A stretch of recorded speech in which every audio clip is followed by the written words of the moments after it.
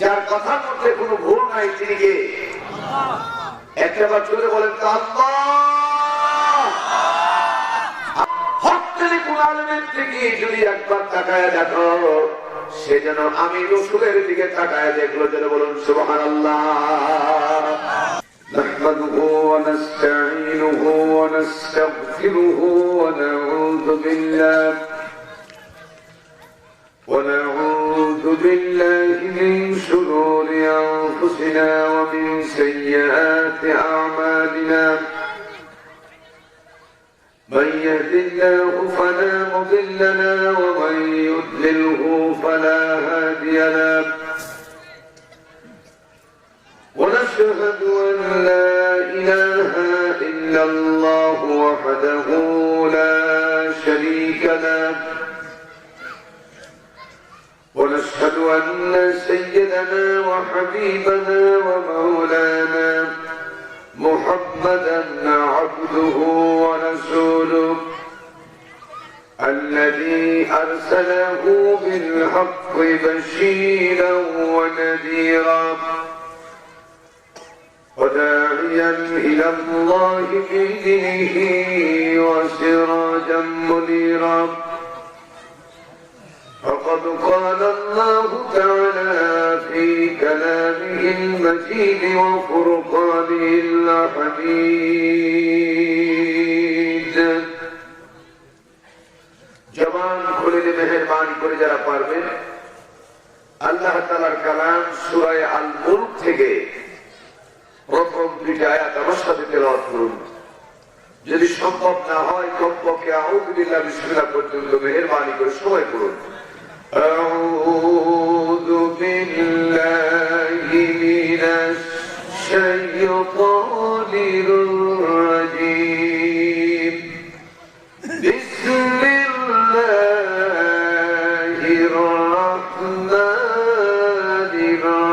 الرحيم تبارك الذي بيده الملك وهو على كل شيء قدير الذي خلق الموت والحياة ليبلوكم أيكم أحسن عملا وهو العزيز الغفور إن الله وملائكته يصلون على النبي يا أيها الذين آمنوا صلوا عليه وسلموا تسليما সবাই পড়ুন আল্লাহুম্মা সাল্লি আলা মুহাম্মাদ ওয়া আলা আলি মুহাম্মাদ কামা সাল্লাইতা আলা ইব্রাহিম ওয়া আলা আলি ইব্রাহিম ইন্নাকা হামিদুম মাজিদ اللهم بارك على محمد وعلى آل محمد كما باركت على إبراهيم وعلى آل إبراهيم إنك حميد مجيد جوان كل جرم بلاغ العلا بكماله كشف الدجى بجماله أسند جميع خصاله صلوا عليه وآله শিবনগর পূর্বতলা কেন্দ্রীয় গোরস্থান কমিটি কর্তৃক আয়োজিত 2 দিন ব্যাপী ঐতিহাসিক আশিক কোরআন মাহফিলের প্রথম রজনী। আজকের এই প্রথম রজনীর সম্মানিত সভাপতি শিবনগর আল ফালাহ জামে মসজিদের সম্মানিত খতিব, বিশিষ্ট আলিম হযরতুল আল্লাহ হযরত মাওলানা মুহাম্মদ আবু বকর সাহেব দামাত বারকাতুহুল আলিয়া, আল্লাহ তার হায়াতে তাইয়্যিবা সিহাতে কুলে দান করুন বলি আমিন। একটু জোরে বলি আমিন। আজকের মাহফিলের প্রধান অতিথি কানসাট ইউনিয়ন পরিষদের সম্মানিত চেয়ারম্যান মহোদয় জনাব মোহাম্মদ বেনাউল ইসলাম, আল্লাহ তার প্রতি তার পরিবারের প্রতি রহমত নাজিল করুন বলি আমিন। আজকের মাহফিলের বিশেষ অতিথি জনাব মোহাম্মদ রমজান আলী সাহেব, সাধারণ সম্পাদক বাংলাদেশ আওয়ামী লীগ কানসাট ইউনিয়ন পরিষদ শাখা, আল্লাহ রাব্বুল আলামিন তার প্রতি রহমত নাজিল করুন, পূর্ণ খেলে নসিব করুন, সকলে করুন আমিন। আজকের মাহফিলে উপস্থিত সম্মানিত ওলামায়ে কিরাম, দিনদার ইমানদার মুসলমান বাবাজিরা ভাইরা, পর্দার অন্তরালে অপেক্ষামান সম্মানিতা মা বোনেরা ও মেয়েরা, প্রথমে আমি সালাম জানিয়েছি, দোয়ার নিয়তে আবার সালাম জানাচ্ছি, আসসালামু আলাইকুম ওয়া রাহমাতুল্লাহ। মহান মনিবের দরবারে অত্যন্ত বিনয় অবনত চিত্তে শুকরগুজার হচ্ছি, যে মনিব আমাদেরকে এই গোরস্থানে একদিন না একদিন আসতেই হবে, লাশ হয়ে উপস্থিত হতে হবে। তার আগেই আমরা কি করে সাবধানতা অবলম্বন করতে পারি, মুসলমান হয়ে কবরে আসতে পারি।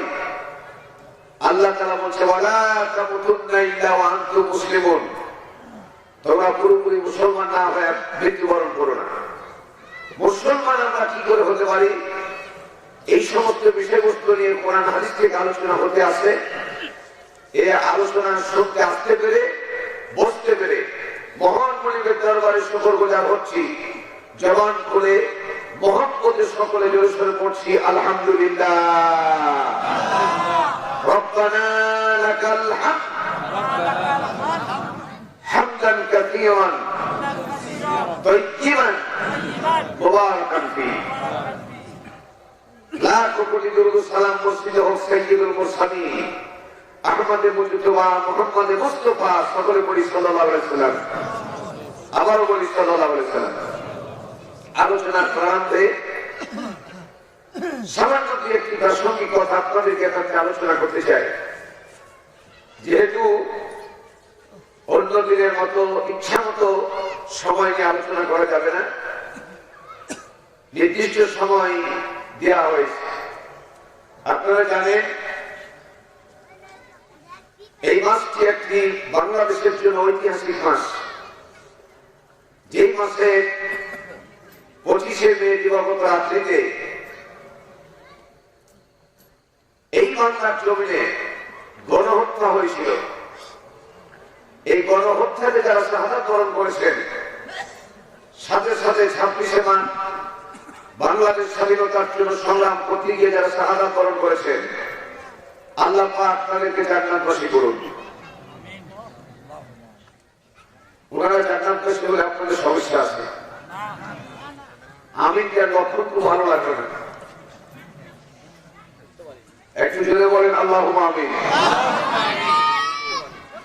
যাদের নেতৃত্বে বাংলাদেশ স্বাধীন হয়েছে, স্বাধীনভাবে বসবাস করতে পেরেছি, এজন্য পিতা মাতার জন্য দোয়া করা যেমন জরুরি, বাংলাদেশ যারা স্বাধীন করেছেন, ভাষা আন্দোলন করতে গিয়ে যারা সংগ্রাম করতে গিয়ে শাহাদাত বরণ করেছেন, তাদের জন্য দোয়া করা জরুরি। চিৎকার করে বলেন ঠিক কিনা? আল্লাহ পাক তাদের জান্নাতে উঁচু মাকাম দান করুন বলে আমিন। সম্মানিত ভাইরা, এই সময় যে সময় আপনারা বসে আছেন, এটা রাত্রি না দিন? গ্রামাঞ্চলে রসুলের একটা হাদিসের আমল হয়। আল্লাহ রসুল বলেছেন, এশা নামাজ পড়ার পরে পরে যে ব্যক্তি যত তাড়াতাড়ি ঘুমাবে, ফজরের জামাতে শামিল হওয়া তার জন্য তত সহজ হবে।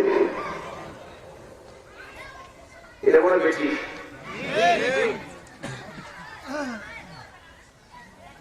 চতুর্থ যে বাচ্চারা কিচিরমিচির করে, যাদের কথা বলা দরকার তারাই কথা বলে না।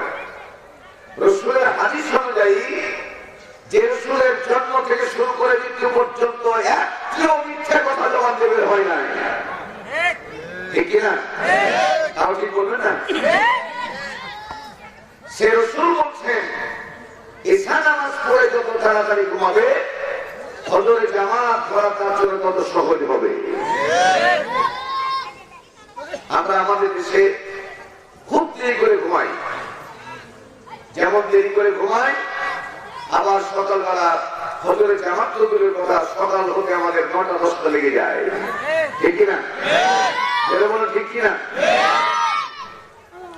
2 নম্বর পয়েন্ট, গ্রামগঞ্জে শহরের চেয়ে যে হাদিসটা আমল হয়, শহরের চেয়ে যে গ্রাম অঞ্চলের মানুষ একটু তাড়াতাড়ি ঘুমিয়ে যায়, আর তাড়াতাড়ি ঘুমার কারণে জামাত পড়াও সহজ হয়। ঠিক কিনা? ভাই আমার, বিছানে এই পর্যন্ত আপনারা অনেকে, যেহেতু রাত্রি এখন 11টা, অনেকে ঘুমিয়ে যেতেন। ঠিক না? বিছানে ঘুমিয়ে যাওয়া আরাম ছিল না, এখানে আরাম। আমি আর একটু সুযোগ দিলাম, আরাম কোথায়? এখানে। আচ্ছা, ধন্যবাদ।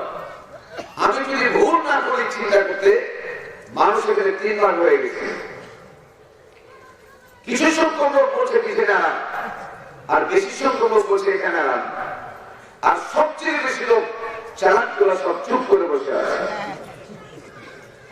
না জানি কোনটা বলি, কোনটা সঠিক হয়, এরকম একটা ইন্ডিকেশনে ভুগছি আমরা।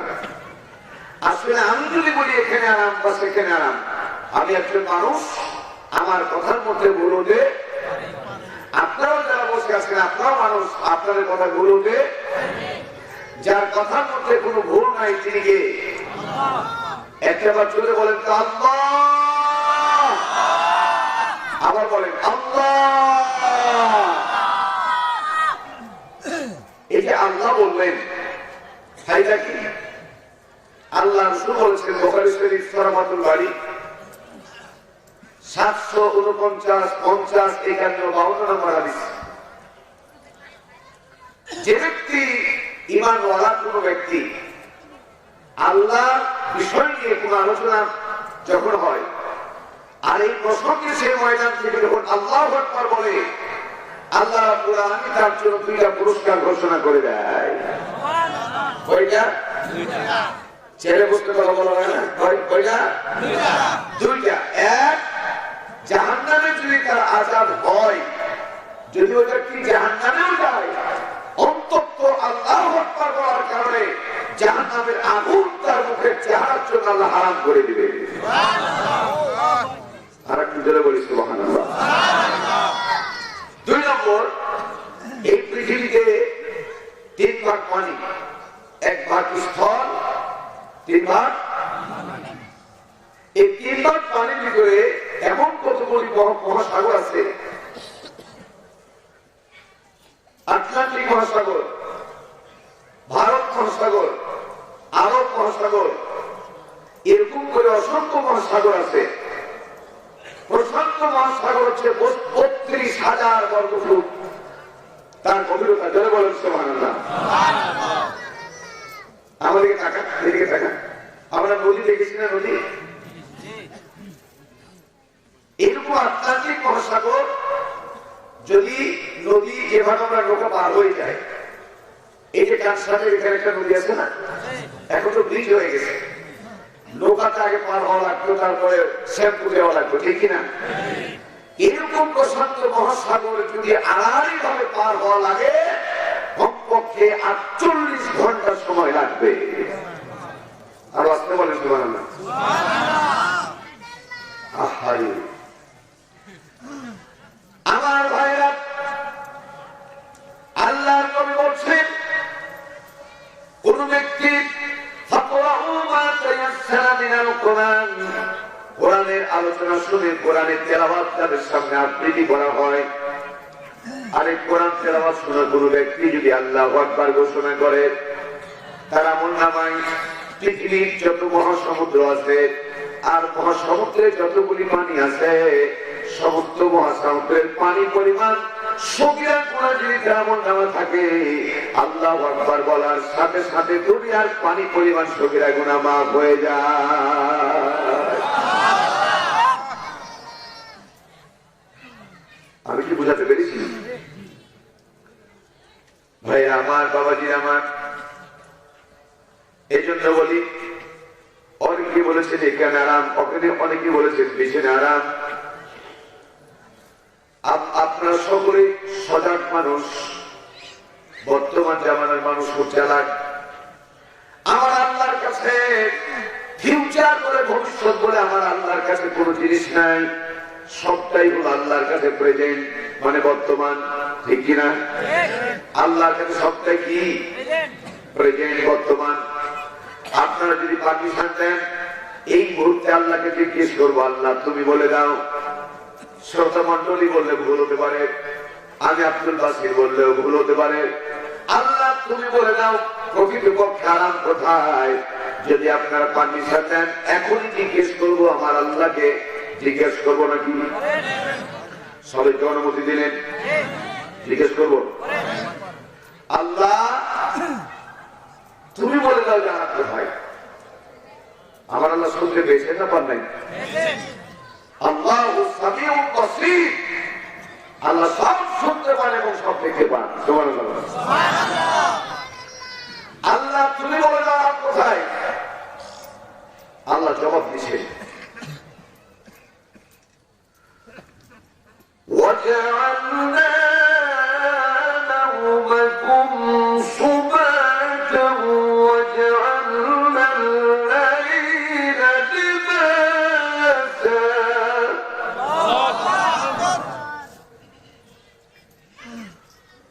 وَجَعَلْنَا النَّهَارَ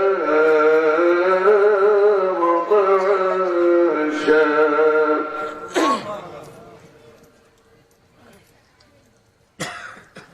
আল্লাহ রাব্বুল আলামিন বলেন, وَجَعَلْنَا نَوْمَكُمْ سُبَاتًا وَجَعَلْنَا اللَّيْلَ لِبَاسًا وَجَعَلْنَا النَّهَارَ مَعَاشًا। আল্লাহু আকবার। এই ঘোষণা কার? আল্লাহ। এই কথাটা কার?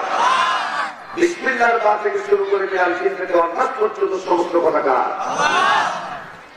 আল্লাহ তাআলা বলে দিলেন, ওয়াজআলনা নাওমাকুম সুবাতান ওয়াজআলনা আল-লাইলা লিবাসা। আমি আল্লাহ রাব্বুল আলামিন রাত্রিকে তোমাদের জন্য আরামদায়ক হিসেবে বানিয়েছি। সারাদিন কাজ করবে কৃষি ক্ষেত্রে আমার বান্দারা, কেউ বা সারাটা দিন কাজ করবে ব্যবসা প্রতিষ্ঠানে, আবার কেউ বা কাজ করবে অফিস আদালতে। যারা যেখানে কাজ করুক না কেন, সারাদিন কাজকর্ম করতে করতে এক পর্যায়ে শরীরে ক্লান্ত হয়ে যায়।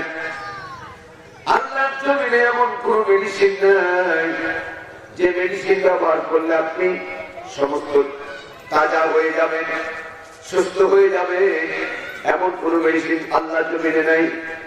এই জন্য আল্লাহ রাব্বুল আলামিন বলে দিলেন, ওয়াজআলনা নাওমাকুম সুবাতা।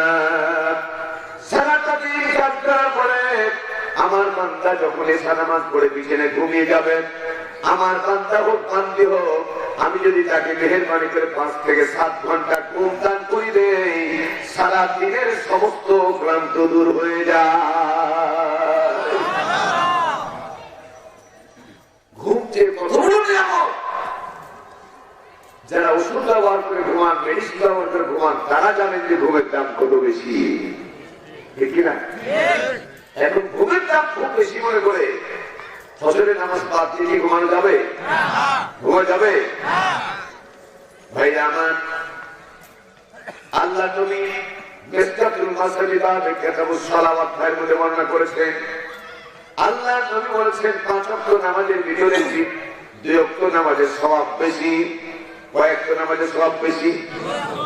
একটা হচ্ছে সালাতুল ইশা, এক নামাজ সালাতুল ইশা, 2 নম্বর সালাতুল ফজর। 1 নম্বর ইশা নামাজের সওয়াব বেশি, আর 2 নম্বরে ফজরের নামাজের সওয়াব। আর ভাইরা মসজিদ যখন আযান দেয় হাইয়া আলাস সালাত, তার মানে নামাজের দিকে আসো।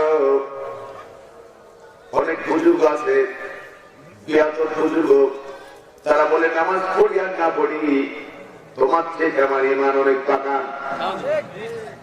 এরকম বিয়াদব আছে না নাই? ভাই আমার, নামাজের চাইতে ঈমান পাকা, এই কথা একজন ভালো মায়ের সন্তান কখনো বলতে পারে না, ভালো বাবার সন্তান কখনো বলতে পারে না। আল্লাহ পাক তাদেরকে হেদায়েত নসিব করুন, বলেন আমিন। নামাজ, যে ব্যক্তি নামাজ নাই, রাসূল বললেন লা ঈমান লিমান লা সালাতা, যার নামাজ নাই তার কোনো ঈমান নাই।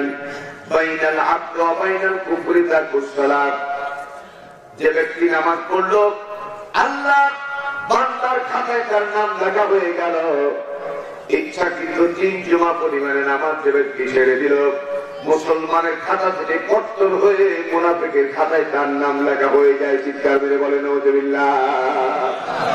আর একটু জোরে বলেন নাউযুবিল্লাহ। আমার ভাইরা, এই জন্য আযানের দ্বিতীয় শব্দটা এখানে আছে হাইয়া আলাল ফালাহ, কল্যাণের জন্য আসো। তার মানে যত কল্যাণ আল্লাহর দরবার থেকে তুমি হাসিল করতে চাও, নামাজের চাইতে আল্লাহর দরবার থেকে যাওয়ার উত্তম মাধ্যম আর হতে পারে না। যারা বলুন সুবহানাল্লাহ। আমার ভাইরা, আবার বলে আমি শুনুন, সেটি হলো ভালো করে মনোযোগ দিয়ে শুনুন। এই জন্য রাত্রি যত গভীর হয়, এসে নামাজটা তত ভারী হয়ে যায়। আমার ফজরের নামাজ আযান হয়ে গেল, বিছানে আপনি ঘুমিয়ে আছেন, সারা রাত তেমন ঘুম হয় নাই, কিন্তু আযান যেমন হয়ে যাবে এরকম একটা সময় এসে গেছে। আর ওই মুহূর্তে শয়তান আপনার পা মেসেজ করা শুরু করেছে, মাথা মেসেজ করা শুরু করেছে। তার কারণ আপনি যাতে জামাতে যেতে না পারেন, আপনি যাতে মসজিদে গিয়ে নামাজ আদায় করতে না পারেন। দেখবেন আযানের সময় বেশি ঘুম চেপে বসে, ঠিক কিনা কথা বলেন? এই জন্য এই ঘুমটা যত আরামের হোক না কেন, আল্লাহ তাআলার গোলাম আসসালাম মুয়াজ্জিন তখন বলা শুরু করে দেয়, আসসালাতু খায়রুম মিনান নাওম।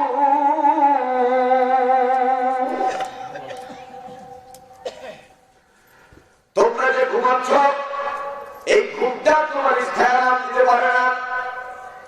স্থায়ী আরাম যদি তুমি নিতে চাও, তাহলে ঘুম ছেড়ে দাও, বিছানা ছেড়ে দাও, আর বিছানা ছেড়ে দিয়া পা জামাত নামাজ শুরু করে দাও। আল্লাহ নবী বললেন, নামাজ বা জামাত নামাজ যে ব্যক্তি আদায় করবে, হালালকে হালাল মনে করে গ্রহণ করবে, ওয়া হারামা হারামাহু, আর হারামকে হারাম বলে জানবার বর্জন করবে। আল্লাহ পাক ওই ব্যক্তি সম্পর্কে বর্ণনা করেছেন, কবরে যখন ওই ব্যক্তি চলে যাবে, হযরত ইসরাফিল আলাইহিস সালাম ফুৎকার দেওয়ার আগ দিন পর্যন্ত এক পেয়ালা শরবত পান করায় তাকে ঘুমিয়ে দেওয়া হবে। কিয়ামত পর্যন্ত আর তার কোনোদিন ঘুম ভাঙবে না। চিৎকার মেরে বলেন সুবহানাল্লাহ।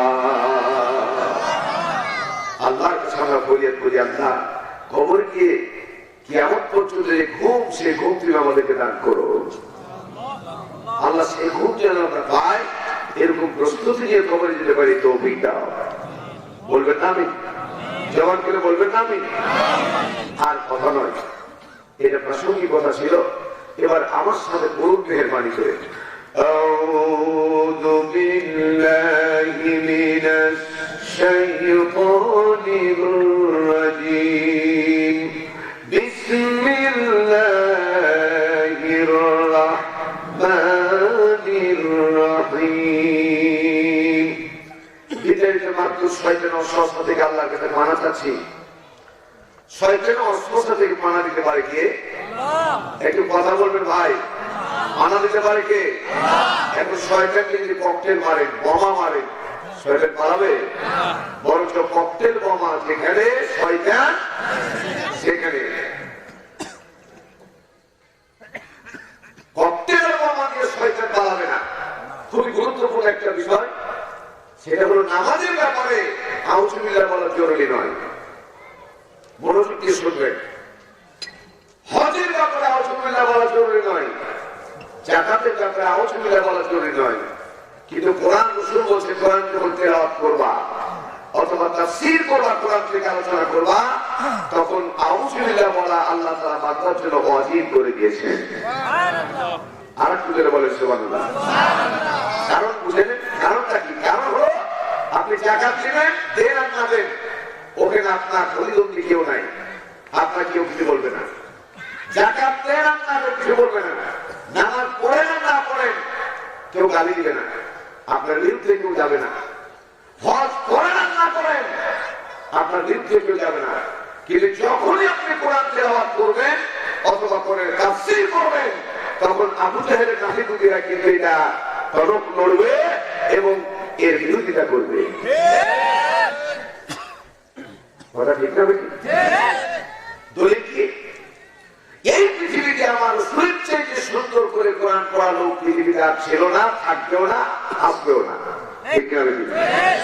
জোরে বলে ঠিক কিনা? আল্লাহ নবী যখন কোরআন তেলাওয়াত করছিলেন, নিষিদ্ধ জিনিসের প্রতি আকর্ষণ এক তরুণীবাজ নবী যখন কোরআন তেলাওয়াত করছিলেন, কাবার চতুর্দিকে কাফের মুশরিকরা দাঁড়ায়া ফজর পর্যন্ত নবীর তেলাওয়াত শুনতেছিল। পুরো ব্যাখ্যা বলবো না, একদিন শুনলো, এক রাত্রি শুনলো, 2 রাত্রি শুনলো, 3 রাত্রি শুনলো। চতুর্থ রাত্রিতে নেতাই যখন পায় ফজরের সময় টক্কর লেগে পড়ে গেল, তখন তারা চিন্তা করলো এক জায়গায় বসে, আমরা হলাম বড় নেতা, আমরা যদি আব্দুল্লাহর বেটা মুহাম্মদ আমরা পড়ি সাল্লাল্লাহু আলাইহি সাল্লাম, আমরা যদি এত বড় নেতা হয়ে মুহাম্মদের তেলাওয়াত শুনতে পাগল হয়ে যায়, তাহলে আমাদের অনুসারীরা তারা যদি একবার তার তেলাওয়াত শুনে তাহলে তার প্রতি ঈমান এনে ফেলবে। এই সুযোগ দেওয়া যাবে না। এই জন্য তারা আইন করে কোরআন পড়া বন্ধ করার ব্যবস্থা করলো।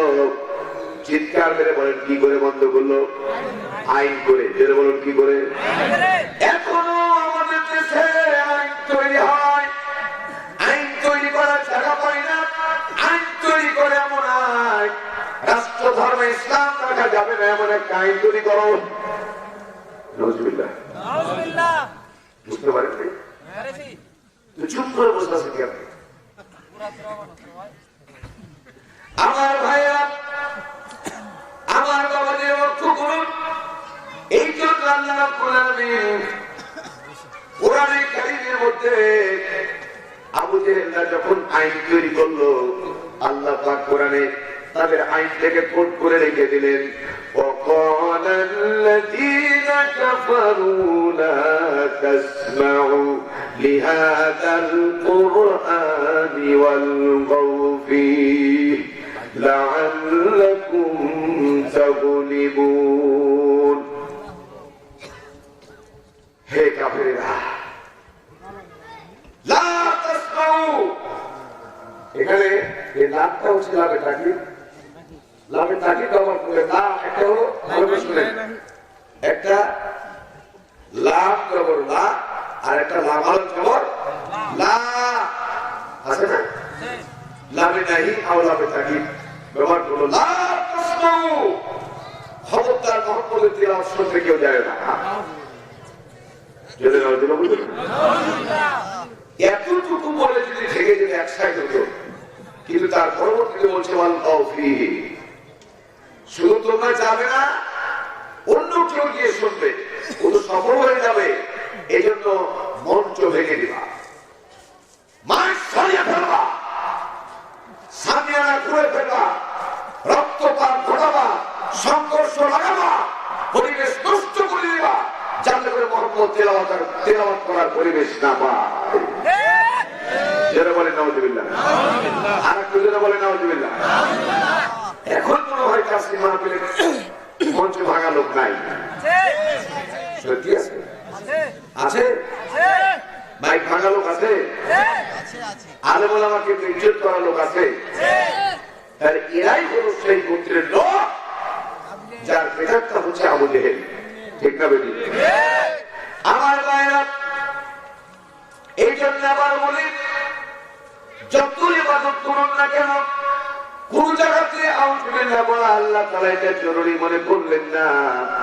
কিন্তু যখন কোরআন তেলাওয়াত করবেন অথবা কোরআনের তাফসীর করবেন, আল্লাহ তাআলা বলেন ফাস্তাইজ বিল্লাহি মিনাশ শাইতানির রাজিম, হে রাসূল আপনি শয়তানের ওয়াসওয়াসা থেকে আমি আল্লাহর কাছে পানাহ চেয়ে নেবেন। আল্লাহ তাআলা শয়তানের ওয়াসওয়াসা থেকে আমাদেরকে পানাহ দান করুন, বলেন আমিন। বিরক্ত হচ্ছেন? 2 নম্বর হচ্ছে যে কোনো ভালো কাজ শুরু করবেন কার নাম নিয়ে? খানা খাবেন কার নাম নিয়ে? বিছানে ঘুমাবেন কার নাম নিয়ে? সকালে উঠবেন কার নাম নিয়ে? আমার ভাইরা, কোন ব্যক্তি যদি আল্লাহর নাম নিয়ে বিছানে ঘুমায় যায়, দোয়া পাঠ করে আল্লাহুম্মা বিসমিকা আমুতু ওয়া আহইয়া, বলে কি বলে না? আবার সকালবেলা আল্লাহ রাব্বুল আলামিন যদি দয়া করে চোখটা খুলে দেন তাহলে হয়ে গেল সকাল, আর যদি চোখটা বন্ধ করে দেয় তাহলে হয়ে গেল বড়কাল। আমার কাছে সর্বোচ্চ খারাপ লাগছে একটা জিনিস, 124 নম্বর মাহফিল আজকে, এত খারাপ কোন রাতে লাগেনি যে মানুষ আমার মনে হয় আমার ভাষা বুঝতে পারে না। বোঝা যায়? তারপরে কথা বলার বিষয় আছে নাকি? একটু কথা বলবেন প্লিজ, এটা আমার একটা বদ অভ্যাস, এটা আমারই বদ অভ্যাস, আপনাদের না। এটা আমাকে সাহায্য করবেন না? আমার ভাইরা, আল্লাহর নবী স্পষ্টভাবে বললেন, যখন কোন ব্যক্তি বিছানে ঘুমিয়ে যাবে আর বিছানে ঘুমানোর পরে পরে সকালবেলা যখন উঠবা, যে আল্লাহ তাআলা আপনার হায়াত দারাজ করলেন সে আল্লাহ পাকে শুকরিয়া আদায় করা দরকার আছে না নাই? আলহামদুলিল্লাহিল্লাযী আহইয়ানা বা'দা মা আমাতানা ওয়া ইলাইহিন নুশুর। নবীজি বললেন, কোন ব্যক্তি যদি এই লম্বা দোয়া করতে না পারো, আল্লাহ নবী বলেন কমপক্ষে আলহামদুলিল্লাহ পাঠ করবা। কি পাঠ করবা? আরো জোরে, কমপক্ষে আলহামদুলিল্লাহ সকালবেলা যদি পাঠ করে দেয়, নবীজি বললেন ওই দিনের বেলা সমস্ত কাজ আল্লাহ তাআলা তার পজিটিভ তার পক্ষে করে দিবে। বিসমিল্লাহির রহমানির রহিম একটা সংজ্ঞা আছে, কিতাবটার নাম হচ্ছে সিরাত ইবনে হিসাম। এই গ্রন্থের ভিতরে আমার ভাইরা, আল্লাহ নবী এসা নামাজ পড়ে যখন বিছানে ঘুমালেন, অল্পক্ষণের পরে তিনি ঘুমিয়ে যাবেন, এখনো ঘুম আসে নাই। গুরুত্ব দিয়ে শোনেন, হঠাৎ করে কে যেন একটা দরজা নক করলো। এখানে একটা মাসলা শিক্ষার আছে, গভীর রাত্রিতে যদি আপনার দরজা একবার নক করে, একবার মাত্র, আপনি 100% বুঝে নেবেন এটা জিন শয়তান। কিন্তু যদি একাধিকবার এরকম করে ঠক ঠক করে বাড়ি যায়, নক করে একাধিক বাড়ি যায়, তাহলে বুঝতে যে জিন শয়তান না, এটা মানুষ। আল্লাহর নবী ঘুমিয়ে যাবেন, একটি বছর একজন ব্যক্তি দরজা একবার দুবার তিনবার নক করে ফেললো। আল্লাহ নবী তৎক্ষণাৎ দরজা খুললেন।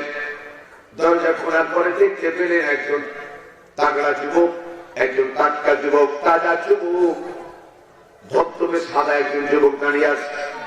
আল্লাহ নবী তৎক্ষণাৎ জিজ্ঞেস করলেন, মা ইসমুকা, তোমার নাম কি? আগত ব্যক্তি বললেন, ইসমে জুনাইদ, আমার নাম হলো জুনাইদ, আনা ইহুদি, আমি একজন ইহুদি। থ্যাংক ইউ, জাযাকাল্লাহ, একটু বুঝে পেরেছি। আনা ইহুদি, আমি একজন ইহুদি। রাসূল জিজ্ঞেস করছে, মান আনতা আইনা তাযহাব, কোত্থেকে আসলা, কোথায় যাইবা? ওই যুবক বলতেছে, আনা ইহুদি, আমি একজন ইহুদি। হে মুসলমানদের নেতা, রাস্তা ভুল করে আপনার দরবারে এসে পড়েছি। আল্লাহ নবী তৎক্ষণাৎ একটু তাবাসসুম হাসলেন, মুচকি হাসলেন আর বললেন, ও যুবক, তুমি রাস্তা ভুল করো নাই, তুমি পথ ভুল করো নাই, এটাই তোমার আসল রাস্তা। চিৎকার করে বলেন মারহাবা। রাহমাতুল লিল আলামিন বলে, এটাই তোমার আসল রাস্তা। আল্লাহ নবী তার ভিতরে গেলেন,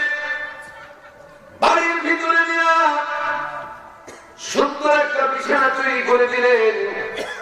এই বিছানাতে হাত পা ধোয়ার পরে বিছানায় যখন শুয়ে পড়ল, এই ছেলেগুলো যারা কথা বলছে আর মা খারাপ না এর বাপ খারাপ, বাপের দোষ না মা দোষ, যে একটা দোষ আছে, এরা ভালো মায়ের সন্তান নয়।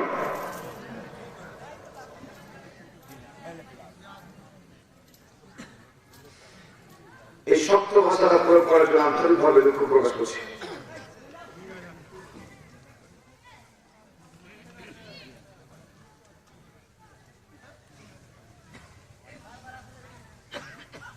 আমার ভাইরা, আল্লাহ নবী ইহুদি জুনাইদকে যখন পানি দিলেন, হাত মুখ ধুয়ে যখন সে বিছানায় ঘুমিয়ে গেল, ঘুমোতে যাবে, আল্লাহ নবী তার চেহারার দিকে বারবার তাকাচ্ছেন। চেহারাটা শুকনো হয়ে আছে। এই পৃথিবীতে আল্লাহ নবী বাদ দিয়া একটা ব্যক্তি কেবলমাত্র চেহারার দিকে তাকালে বুঝতে পারে খিদা ক্ষুধার্ত না ক্ষুধার্ত না, সেটাকে মা, যেটা বলেন মারহাবা, একমাত্র মা বুঝতে পারেন। রাহমাতুল লিল আলামিন জুনাইদের মুখের দিকে তাকার পরে বলতেছে, জুনাইদ তুমি ক্ষুধার্ত, কিন্তু বলে কিছু করো না, আমার বাড়িতে পানি ছাড়া কোনো খাবার নাই, তবে তুমি যদি চাও, তোমার রুচিতে যদি সমস্যা দেখা না দেয়, তাহলে আমি ছাগলের দুধ পছন্দ করি, যদি তুমি চাও আমি ব্যবস্থা করতে পারি। জুনাইদ বলল, ইহুদি বলতে সেটা আমার কোনো আপত্তি নাই। আল্লাহ নবী এক দুই করতে করতে একটা চামড়ার মোশক হাতে নিলেন, 7 মোশক দুধ করে জুনাইদকে দিলেন। 7 মোশক দুধ দোহান করে পর্যায়ক্রমে তার হাতে দিলেন। জুনাইদ 7 মোশক দুধ পান করে ফেলল। আমার ভাইয়েরা, জুনাইদ যখন পিছনে ঘুমিয়ে পড়লেন, আল্লাহ নবী পাশে ঘুমিয়ে পড়লেন, মধ্যে একটা প্রোটেকশন দিয়ে সুন্নতের আমল সহকারে আল্লাহ নবী ঘুমিয়েছে। আল্লাহর পক্ষ থেকে আওয়াজ হয়ে গেল, ইয়া আইয়ুহাল মুযাম্মিলু কুমিল লাইলা ইল্লা কলিলা নিসফাহু আও ইনকুস মিনহু কলিলা আও জিদ আলাইহি ওয়া রাত্তিলিল কুরআনা তারতিলা। রসুল একটা খবর গাইতে শুনেছিলেন। আল্লাহ তাআলা বলছেন, ইয়া আইয়ুহাল মুযাম্মিল, হে খবর আর সাধনকারী বলে উঠুন। রাত্রি দ্বিতীয় অংশ পার হয়ে গেল, আর ঘুমাবেন না। আউযিদ আলাইহি ওয়া রাত্তিলিল কুরআনা তারতিলা, উঠুন এবং মসজিদে গিয়ে আমার কোরআন তেলাওয়াত করুন, আল্লাহর কালাম দিয়ে আপনি নামাজ আদায় করুন, যে কোনো ইবাদত করুন। আল্লাহ নবী উঠে গেলেন। উঠে যাওয়ার পরে মসজিদে নববীতে গিয়ে তাহাজ্জুদের নামাজে দাঁড়ালেন। নামাজ 2 রাকাত হয়ে গেছে, 3 রাকাত আবার দাঁড়িয়েছেন। পিছন দিক থেকে জুনাইদ দিয়ে পায়চারি করে চলাফেরা করে। আল্লাহ নবী সামনের দিকে যেমন দেখতে পেতেন, 100% রসুল পিছনে যেমন দেখতে পেতেন। চিৎকার করে বলেন সুবহানাল্লাহ। এখানে একটা প্রশ্ন আছে, তাহলে কি রসুলের পিছন দিকে চোখ ছিল? না, চোখ ছিল না। তাহলে দেখতে পেতে কি আপনি? আল্লাহ নবীর সামনের দিকে চোখ দিয়ে দেখতে পেতেন, আর পিছনে বাম গর্দনের নিচে, চেরাঙ্গুর নিচে একটা নবুয়তের সিলমোহর ছিল। এই নবুয়তের সিলমোহর দিয়া আল্লাহ নবী টস টস করে চোখের চেয়ে আরো বেশি দেখতে পেতেন। যারা বলেন সুবহানাল্লাহ।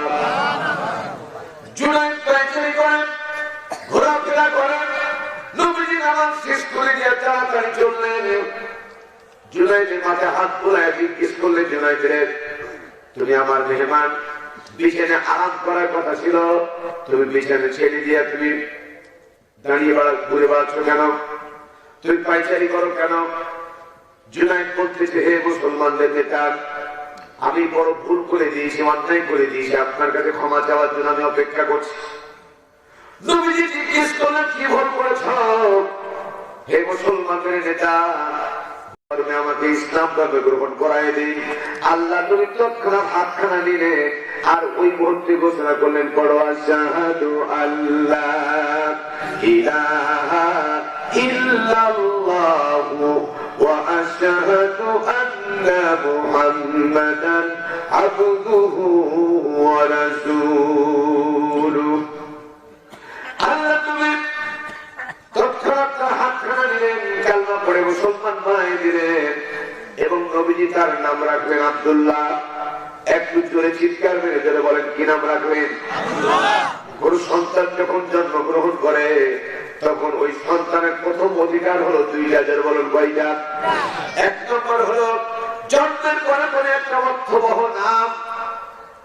কোরআনে আছে বলেই আপনি রাখবেন, তা পারবেন না। কারণ আবুল আহাবের নাম কোরআনে আছে না নাই? কথা বলেন না, আছে না নাই? তাব্বাত ইয়াদা আবি লাহাব আছে না? আবুল আহাবের নাম কোরআনে আছে। কোরআনে আছে বলে আপনি রাখতে পারবেন না। আলেম ওলামাকে জিজ্ঞেস করে তারপরে একটা নাম রাখবে, ঠিক না ঠিক? দুই নম্বর, মারে ওই আমার মা তোমাদের জন্য বলি, তোমাদের গুরুত্বপূর্ণ কথা তুমি মনে রাখবা। অনেক মা ইচ্ছাকৃত স্বীকার করে, এটা কবিরা গুনাহ। অনেকে মা আমি খুব নিচে নামতে পারবো না। আমার মায়েরা, অনেক মায়ের অনেক বৌমার বক্তব্য নরমাল ডেলিভারি দিতে হয়, আমার শরীর নষ্ট হয়ে যাবে, আমার শরীর নষ্ট হয়ে যাবে, আর বেশি বলতে পারলাম না। ভাইরা আমার, এমনকি শুধু তাই না, স্বীকার করার পরে পরে অনেকে দুধও পান করায় না। এরকম আছে না নাই? আমার ভাইরা, আমার বোনেরা, আমার কলিজার টুকরা সোনামণিরা, নরমাল ডেলিভারি সন্তান যদি হয়, আল্লাহ নবী বলেছেন মারাত্মক 19টা অসুখ থেকে আল্লাহ তাআলা তাকে বাঁচায়া দিবে। আর দুই নম্বর হলো, এই পৃথিবীতে আল্লাহ পাক মায়ের পেটে থেকে যখন নিয়ে আসলেন, মেহমান যত গুরুত্বপূর্ণ হয়, মেহমান যত সম্মানী হয়, তার খাবার তত ভালো হয়, ঠিক কিনা? আল্লাহ পাক বলছেন, এই বাচ্চাটা মায়ের পেটের মধ্যে যখন ছিল, পৃথিবীতে আসার পরে কি খাবে কেউ চিন্তা করলো না। কোন প্রেসিডেন্ট চিন্তা করলো না, কোন রাষ্ট্রপতি চিন্তা করলো না, কোন দার্শনিক চিন্তা করলো না। আল্লাহ পাক বলছেন, পেটের মধ্যে যখন তোমার বয়স 6 মাস, তখন তোমার মায়ের বুকের উপরে আমি কুসুম গরম গরম খাবার এটা করে রেখে দিয়েছি।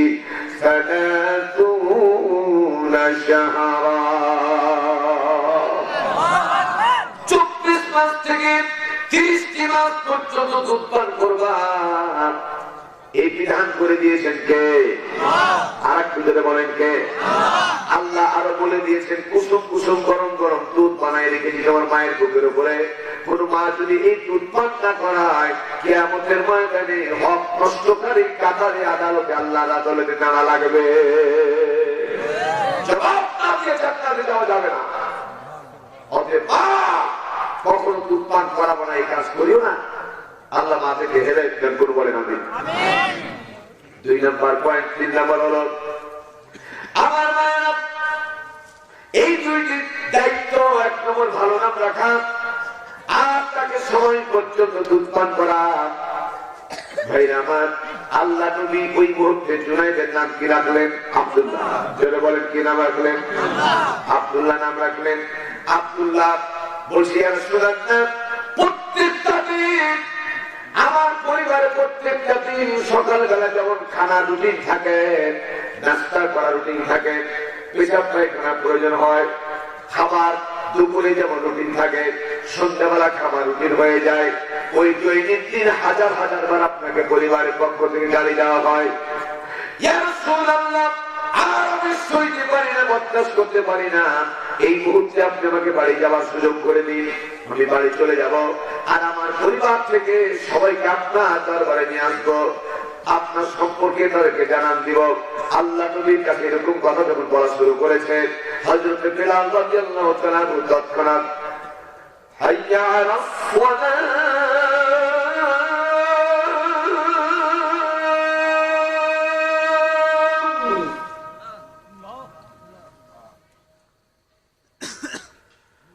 হযরত বিলাল রাদিয়াল্লাহু তাআলা ফজর আযান দিয়ে দিলেন। আল্লাহ তুমি বললেন আব্দুল্লাহ রে, যে আল্লাহর প্রতি তুমি ঈমান এনেছো ওই আল্লাহর পক্ষ থেকে অর্ডার হয়ে গেছে, এখন নামাজ আদায় করা লাগবে। এটা কার অর্ডার?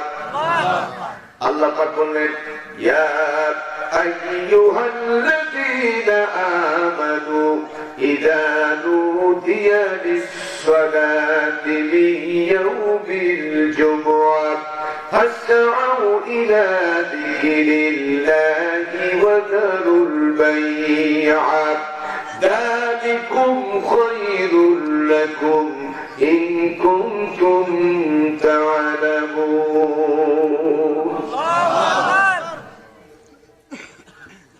আল্লাহ তাআলা বললেন হে ঈমানদার লোকেরা, হে বিশ্বাসীগণ, ইযা নুদিয়া লিস-সালাত, নামাজের জন্য যখন তোমাদেরকে আহ্বান করা হয়, ফাসআউ ইলা যিকরিল্লাহি ওয়া যারুল বাই'a, তখন তোমাদের ব্যবসা বাণিজ্য, চাকরি বাকরি, কৃষিকে যা যে কাজ করো না কেন সব কাজ বন্ধ রেখে দিয়া নামাজের জন্য চলে আসো। অর্ডার টাকা আল্লাহ রাসূল বলতেছে ইয়া আব্দুল্লাহ, আল্লাহর পক্ষ থেকে অর্ডার হয়ে গেছে, নামাজ আদায় করা লাগবে। আব্দুল্লাহ বলতেছে ইয়া রাসূলুল্লাহ, আমি তো নামাজ পড়তে জানি না, নামাজের সিস্টেম আমার জানা নাই।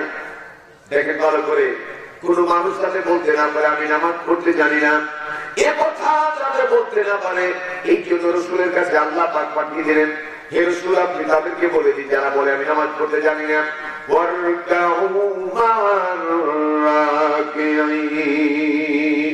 যারা রুকু করে তাদের সাথে গিয়ে রুকু করো। সুবহানাল্লাহ বলেন। নামাজে দাঁড়া, নামাজে অবস্থান করা, ওখানে গিয়ে হাত উঠিয়ে তাকবীর তাহরিমে বাধা পর্যন্ত দায়িত্ব তোমার, আর নামাজ কবুল করার দায়িত্ব হলো আমি আল্লাহ। আর একটু জোরে বলেন সুবহানাল্লাহ। নামাজ আদায় হয়ে গেল, নামাজ শেষে আব্দুল্লাহ বলতেছে রাসূলুল্লাহ আর সইতে পারি না, আপনি যত তাড়াতাড়ি পারেন আপনি আমাকে ছাড়েন, বাড়িতে গিয়া আমার পরিবারকে আপনার কাছে নিয়ে আসি। বিরক্ত হচ্ছে খুব ভাইরা আমার, বিরক্ত হইন না, জীবনে আর কখনো দেখা হবে কিনা জানি না। একটু লক্ষ্য করুন, আব্দুল্লাহ রে তুমি যে এখন আমার মুসলমান ভাই, সকালবেলা খালি মুখে তোমাকে বাড়িতে আমি যেতে দিতে পারি না। খাবার বলতে ওই দুধ ছাড়া কিছু নাই, এক মৌসুম দুধ পান করে নবীজি দিলেন। আব্দুল্লাহ পান করতে যাবে, তৎক্ষণাৎ রাসূল বললেন আব্দুল্লাহ রে, যে আজানের পূর্বে যে আল্লাহর প্রতি ঈমান এনেছ ওই আল্লাহর নাম স্মরণ না করে পান করা যাবে না। আব্দুল্লাহ বলতেছে ইয়া রাসূলুল্লাহ আল্লাহর নাম আমি কেমনে নেব জানি না। তৎক্ষণাৎ আল্লাহ নবী বললেন বড় বিসমিল্লাহির রাহমানির রাহিম, পড়ে রাখা সবাই, বিসমিল্লাহির রাহমানির রাহিম। এই যে আমার সাথে আপনারা একবার বিসমিল্লাহ পাঠ করলেন, আল্লাহর কোরআন সাক্ষী প্রত্যেকের আমল নামায় কমসে কম 190 নেকি রাখা হয়ে গেছে। যারা বলেন মারহাবা। ভাই আমার, আল্লাহ নবী যখন বিসমিল্লাহ বলতে বললেন, আব্দুল্লাহ বিসমিল্লাহ বলে যেমন দুধ পান করা শুরু করলো, 3 ভাগের 1 ভাগ দুধ পান করতে পারে নাই, 1/3, 3 ভাগের 1 ভাগ দুধ পান করতে পারে নাই। বললো ইয়া রাসূলুল্লাহ আল্লাহর নামে কসম করে বলি যে আল্লাহর হাতে আমার জান আর প্রাণ, যে আল্লাহ ঈমান এনেছি ওই আল্লাহর কসম করে বলি, গত রাত্রে 7 পত্র দুধ পান করার পরে আমার পেটের পরিধি যা হয়েছিল, আজকে বিসমিল্লাহ বলার কারণে 3 ভাগের 1 ভাগ দুধ পান করতে পারে নাই, আমার পেটের পরিধি হুবহু সেরকম হয়ে গেছে। যারা বলেন সুবহানাল্লাহ। বরকতের মালিক কে? আল্লাহ। জোরে বলুন না, বরকতের মালিক কে? এজন্য বিসমিল্লাহ ছাড়া খাবো, বিসমিল্লাহ ছাড়া পান করবো, আল্লাহ আমাদের তৌফিক দান করুন, বলেন আমিন। বিসমিল্লাহ ছাড়াও যদি খান আপনার পেট ভরবে ঠিকই, কিন্তু আপনার গ্যাস্ট্রিক বেড়ে যাবে, আলসার বেড়ে যাবে, হার্ট বেড়ে যাবে, এরকম বিভিন্ন অসুখ চলে আসবে। কিন্তু বিসমিল্লাহ বলে খেলে দম বুঝিরা হবে না, বরকতপূর্ণ হবে। আল্লাহ পাক আল্লাহর নাম নিয়ে খাবার তৌফিক দান করুন, বলেন আমিন। তাবারাকাল্লাযী বিয়াদিহিল মুলকু ওয়া হুয়া আলা কুল্লি শাইইন কাদির। বরকতময় সে আল্লাহ, আকাশ জমিনের একচ্ছত্র মালিকানা তার হাতের মুঠের ভিতরে। ওয়া আলা কুল্লি শাইইন কাদির, এজিউলাইজ বেস্ট ফাআলুন লিমা ইউরিদ, যা খুশি যেমন খুশি একমাত্র মানতে পারেন কে? আল্লাহ। এই সূরার নাম হচ্ছে সূরা আল মুলক।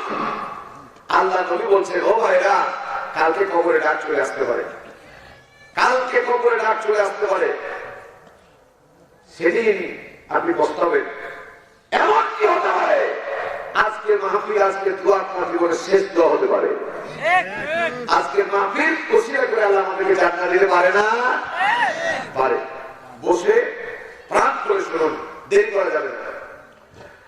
আল্লাহ নবী বললেন, সূরা মুলক সম্পর্কে বর্ণনা করতে গিয়ে রাসূল বলেছেন, আমার দিল চায়, আমার অন্তর চায়, আমার প্রত্যেকটা উম্মতের সিনার ভিতরে সূরা মুলক থাকুক।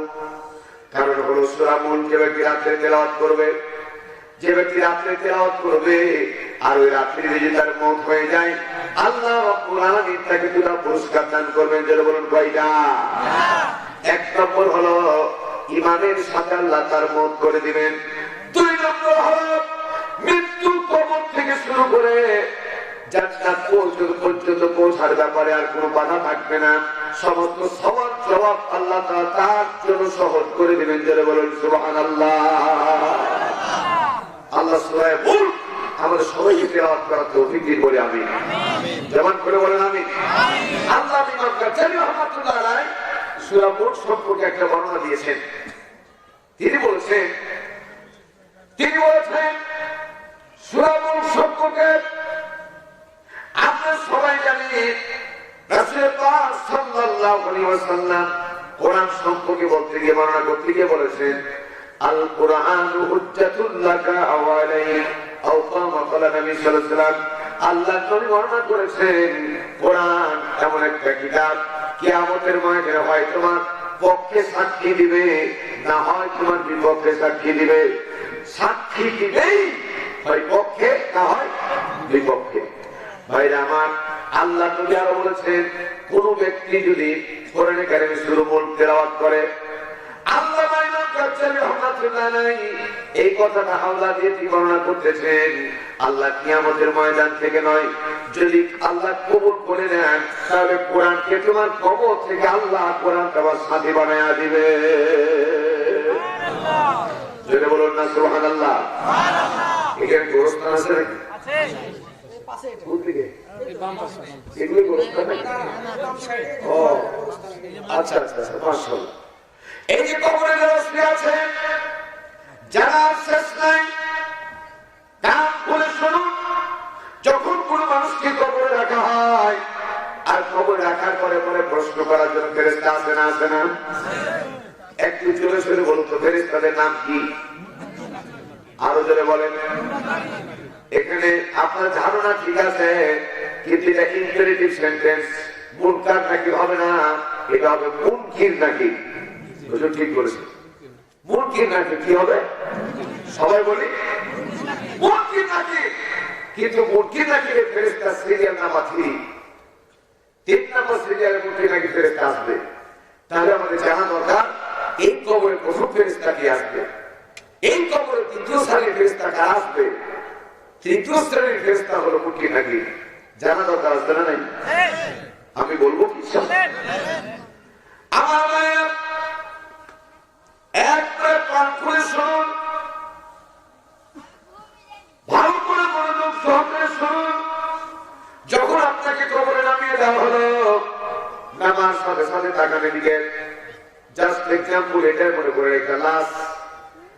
সর্বপ্রথম কবরে যে ফেরেশতা যাবেন, তার নাম হলো হযরত লুকমান আলাইহিস সালাতু ওয়াস সালাম। হযরতে লুকমান রহস্যময় যুক্ত আকাশের লোক কি হলো? জাযাকাল্লাহ। এই লুকমান ফেরেশতা যে তাকান, এই লুকমান ফেরেশতা আসার পরে নাভির উপরে ডান হাতখানা এরকম করে বসায় দেবে, বাম হাতখানা মাথার দিকে দিয়ে বললো, ইজলিস ইয়া আখি, হে ভাই উঠিয়ে বসো। উঠিয়া কথা বলেন না, উঠিয়া অথবা আও মানে অথবা ইয়া উক্তি ইজলিস ইয়া উক্তি, হে বোন, মেয়ে মানুষ যদি হয় তাহলে বলবে হে বোন উঠিয়া বসো। উঠিয়ে বসার সাথে সাথে অমুসলিম এবং মুসলমানদের মধ্যে যে তৈরি পার্থক্য আছে, তারপরে সবচেয়ে বড় পার্থক্য হলো এইটা, তারা বলে, তারাও বিশ্বাস করে, যত পৃথিবীর মানুষ আছে অন্য ধর্মে তারা বিশ্বাস করে যে মানুষ মরণশীল, ম্যান ইজ মর্টাল, মানুষ মরণশীল। কিন্তু আল্লাহ তাআলা বলছেন নট অনলি ম্যান, শুধু মানুষ না, কুল্লু নাফসিন যায়িকাতুল মাউত, প্রত্যেকটা জানতা প্রাণী যার জীবন আছে তাকে মৃত্যুর স্বাদ গ্রহণ করতে হবে। জাযাকাল্লাহ। কবরে যখন বলবে উঠে বসো, সঙ্গে সঙ্গে চিন্তা হয়ে যাবে মরণের পর পুনরুত্থান হয়ে আবার চিন্তা হয়ে যাবে। চিন্তা হওয়ার পরে একটা বছর, এই জাগতিক একটা বছরের সময় ধরে প্রাণ করে চলে চলে কান্না করতে থাকবে। আমার মায়েরা হযরত লুকমান আলাইহিস সালামকে দেখার পরে সর্বপ্রথম কবরে গিয়ে চিন্তা করে কান্না শুরু করবে। এই কান্না সম্পর্কে আল্লাহ নবী একটা জায়গায় বর্ণনা করেছেন, কবরে না হইয়া এই কান্নাটা যদি দুনিয়াতে হতো তাহলে কমপক্ষে সামনে 40 বাড়ি, পিছনে 40 বাড়ি, ডানে 40 বাড়ি, বামে 40 বাড়ি, শুধু মানুষ না, যতগুলি চিন্তা প্রাণী ছিল সমস্ত চিন্তা প্রাণীগুলি কলিজা পেটে মরে যেত। চিৎকার করে বলুন না সুবহানাল্লাহ। ভাই আমার, এক বছর থেকে কাঁদতে থাকবে এবং বলবো আমি এখানে কেন, মাথায় যেমন হাত পোলাবে, সঙ্গে সঙ্গে মাথায় হাত পোলার পরে পরে কবরবাসীর কান্না বন্ধ হয়ে যাবে। এবং ঠিক ইসলামে লুকমান আলাইহিস সালাম বলবে আইনা কালামুন আইনা আখওয়াতুকুম আইনা আসওয়াদুকুম, এই মুহূর্তে তুমি আমাকে 3টা জিনিস দাও, একটা কলম দাও, লেখার জন্য একটা খাতা দাও, আর কালি দাও। কবরবাসী তখন বলবে হাই হাত লা আদরি, হাই হাত লা আদরি, আফসোস, কলম নাই, খাতাও নাই, কালিও নাই, কিছুই তো আমার কাছে নাই। তাকান আমার দিকে, এই আঙ্গুলটার নাম আমরা কি বলি? শাহাদাত আঙ্গুল। ভাইরা আমার, লুকমান আলাইহিস সালাম এই আঙ্গুলটাকে জোরে করে কান দেবেন, আল্লাহর হুকুমে এই আঙ্গুলটা কলম হয়ে যাবে। কাপড়ের এক অংশ কাপড় কাটবে, কাপড়ের একটা অংশ কাপড় কেটে নিয়ে পুরো ব্যাখ্যা লিখবে না। সিঙ্গেল সাংবাদিকরা যেমন সিঙ্গেল সিঙ্গেল লেখে, এর উপরে লিখতে থাকবে, কালি কোথায় পাবে? আমার দিকে তাকান। হযরত লুকমান আলাইহিস সালাম বাম হাতে তার জিহ্বাটা টপ লম্বা করে টানবেন, আঙ্গুল নামক কলম দিয়ে 2টা দাগ দেবেন। ডান দিকে দাগ দিয়ে সবুজ রঙের কালি বেরিয়ে আসবে, বাম দিকে দাগ দিয়ে লাল রঙের কালি বেরিয়ে আসবে। আমার ভাইরা, সবুজ কালিটা জিহ্বাতে থাকবে ততক্ষণ যতক্ষণ পর্যন্ত তার ভালো আমল আছে। ভালো আমল শেষ, সবুজ কালি শেষ। পরিষ্কার? আমার ভাইরা, এবার লাল কালিতে যেমন টাচ করবে, লাল কালিতে যেমন টাচ করবে, আমার ভাইরা এটা বোঝা অত্যন্ত সহজ হয়ে গেছে এখন। এই জন্য আল্লাহ তাআলা বহুদিন আগে বলেছে ইয়াসিন ওয়াল কুরআনিল হাকীম, বিজ্ঞানময় আল কোরআন শপথ। এই বিজ্ঞানময় আল কোরআন এই জন্য বলেছেন যে বিজ্ঞানের আবির্ভাব যত ঘটবে ইসলাম বোঝা মানুষের জন্য তত সহজ হবে। আজকে দেখেন টাচ, জীবনে টাচ করলে কিছু দেখা যাবে, এটা বিশ্বাস করতাম না, কিন্তু আজকে মোবাইল, একটা মোবাইল এইভাবে টাচ করবে, সাথে সাথে প্রোগ্রাম বেরিয়ে আসবে কিনা? অফ থাকলে অন হবে, অন হলে অফ হবে, ঠিক আছে ভাইরা আমার। আল্লাহ রাব্বুল আলামিন এই ব্রেন সম্পর্কে কোরআনে বললেন ওয়ামা উতিতুম মিনাল ইলমি ইল্লা কলিলা। ঠিক উপর দিয়ে এরোপ্লেন চলে, একটা নাক চলে ভিড় হয়ে যায়, উপরে যাওয়ার কোনো দরকার হয় না। আল্লাহ জমিনে থেকে বসে বসে কম্পিউটারাইজ করা আছে, সেখান থেকে টাইপ দিতে পারে। সুবহানাল্লাহ বলেন। বিমান ছেড়ে দিল, কম্পিউটার নিয়ে আমেরিকায় বসে আছে, যেখানে বিমান বোমা ছাড়তে বলবে সেখানে ফেলে দিবে। কথা বলে ঠিক না? আমার মায়েরা রূপমান ফেরেশতা লাল কালিতে যেমন কাজ করবে, টেলিভিশনের মধ্যে এত বড় একটা পর্দা ভেসে উঠবে। ভাই আমার যাতে পুরো মানুষ দেখা যায়, তাকান, লাল কালিতে যেমন কাজ করবে, কার সাথে কোন সময় জেনা করতেছ, কার আইল ফেলছো, কার ওজনে কম দিছ, খাদ্যে ভেজাল দিছ, স্ত্রীকে অন্যায় ভাবে নির্যাতন করছো, মার সাথে খারাপ ব্যবহার করছো, প্রতিবেশীর সাথে খারাপ আচরণ করছো, এক পথে সাহায্য করতেছো, ভালো কাজ মন্দ কাজ যা করেছো সব যখন দেখতে পাবে, তখন কবরওয়ালা বলবে, রহমান ফেরেশতা থেকে বলবে, তোমাকে আমি সইতে পারি না, এই মুহূর্তে তুমি আমার কাছ থেকে সরে যাও, তোমাকে সইতে পারি না।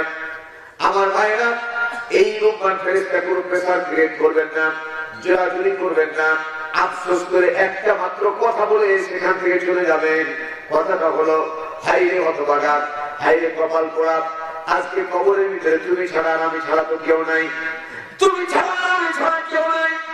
মা বোনেরা যারা আছো তোমরা শুনে রাখো, বেপরোয়া ভাবে যারা চলাফেরা করো, যা তোমরা জেনার কাজে লিপ্ত হয়ে যাও, যারা তোমাদের শরীর সংগ্রাম অন্য পুরুষকে প্রদর্শন করো, মিথ্যা কথা বলো, যা অপকর্ম করো না কেন, সব কথা করে সেদিন দেখতে পাবে। তখন কবরওয়ালা ওই রহমান ফেরেশতাকে বলবে, তুমি এই মুহূর্তে আমার কবরের পাশ থেকে চলে যাও, তোমাকে সইতে পারি না, বরদাস্ত করতে পারি না। রহমান ফেরেশতা আফসোস করে একটা কথা বলে চলে যাবে, হায়রে হতভাগা, এই কবরে আমি ছাড়া তুমি ছাড়া তো কেউ নাই। কিন্তু কিয়ামতের এমন একটা দিন আসবে, 50,000 সানা মিম্মা তাউদ্দুন, এক না দুই না 50,000 বছর একটা দিন আসবে, আর ওই দিনে তোমার হিসাবটা এরকম করে যখন পাঠ করা হবে, তোমার এরকম হিসাবটা কি করা হবে, পুরো এরকম টেলিভিশনটা কোটি কোটি মানুষের সামনে তুলে ধরা হবে, আর বলা হবে, ইকরা কিতাবাকা কাফা বিনাফসিকা আল-ইয়াওমা আলাইকা হাসিবা। আল্লাহু আকবার। ইকরা কিতাবাকা, দেখো এবং পড়ো, কিতাবাক তোমার জীবনের ইতিহাস, বিনাফসিকা আল-ইয়াওমা আলাইকা হাসিবা, তুমি জান্নাত যাবা না জাহান্নাম যাবা তোমার হিসাবের জন্য তুমি যথেষ্ট। দেখো সেদিন উপর দিকে তাকাতে পারবে না, তাকাতে পারবে না। যারা আজকে ইসলাম বিদ্বেষী, ইসলামের বিরুদ্ধে যারা কথা বলো, আলে বলো আমাকে না ঠিক ছাড়ি দাও। কুষ্টিয়ার এসপি মহোদয় আলে বলো সম্পর্কে তুচ্ছ-তাচ্ছিল্য করার কথা বলেছে। তিনি বলেছেন যে হুজুররা সব ভিক্ষুক এর জাত। নাউজুবিল্লাহ বলেন, আর একটু জোরে বলবেন না নাউজুবিল্লাহ। কুষ্টিয়ার এসপি মহোদয়, তোমার সাথে পৃথিবীর জমিনে দেখা যদি না হয়, আল্লাহ কোরআন সাথে সামনে বলছি, হাসরের ময়দানে তোমার সাথে সাক্ষাৎ হবে ইনশাআল্লাহ। বলেন ইনশাআল্লাহ। আলেমরা ভিক্ষুক নয়, আলেমরা দুনিয়াতেও সম্মানিত, আলেমরা আখিরাতেও সম্মানিত। কথা বলে ঠিক কিনা? আর চিৎকার করে বলে ঠিক কিনা? যারা আলেম ওলামাকে ধিক্কার দাও, রাতের আধারে আলেম ওলামাকে ধ্বংস করেছ, আলেম আমার রক্ত দিয়ে প্রবাহিত করেছ, দুনিয়ার লাইটকে বন্ধ করে দিয়ে পানি দিয়ে ফুলে সব করেছ, আল্লাহর চক্ষু বন্ধ করতে পারো নাই। সেদিন আল্লাহ রেকর্ড হয়েছে না হয় নাই? চলে পড়াশোনা মনে হয়েছে না হয় নাই? আজ পর্যন্ত বলছি, আলেম ওলামাকে যারা কষ্ট দাও, আলেম ওলামাকে যারা ধিক্কার দাও, আলেম ওলামাকে যারা অপমান করেছ, তোমার তকদীরকে তুমি অপমান করেছ। ঠিক না বেটি? আর একটু জোরে বলেন না ঠিক না বেটি? ক্ষমা চাও। রাসূল বলেছেন লা নাবিয়্যা বাদি ওয়ালা রাসূলা, রাসূল বলছেন আমার পরে কোন নবী রাসূল আসবে না। হযরত আবু বকর ঘরের এক কর্নারে, মঠমন্দিরে নবুয়তের মসজিদ নববীর এক কর্নারে হু হু করে কাঁদতে শুরু করলেন।